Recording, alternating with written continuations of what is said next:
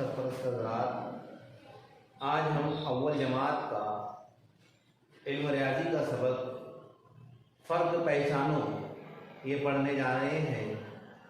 जिस तरह मैं यहाँ पर फरमाइश कर रहा हूँ, इसी तरह आप अपने बच्चों की घर पर फरमाइश करें। फ़र्क पहचानो। यहाँ पर ये देखो तस्वीर नज़र आ रही है, एक ऊपर तस्वीर और एक नीचे, ये दो तस्वीरें हैं सामने। इसमें क्या फर्क है ये हमको बताना है बच्चों को। देखो बेटा, ये ऊपर की तस्वीर में कितने परिंदे नजर आ रहे हैं? 2, शाबाश।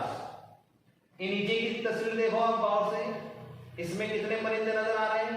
2, 4, शाबाश। इसी तरह उसमें दरसी किताब की जो तस्वीरें बताई गई हैं उसके अंदर बच्चों को जो है फर्क बताना है कि गेंद किसके करीब है। ऊपर की तस्वीर बताई जाएगी, गेंद किसके करीब है, यहाँ पर लड़के के। नीचे की तस्वीर देखो, गेंद किसके करीब है, लड़की के। इस तरह का फर्क हम बच्चों को बताएंगे और अपने घरेलू चीज़ों में भी हम फर्क बता सकते हैं बच्चों को।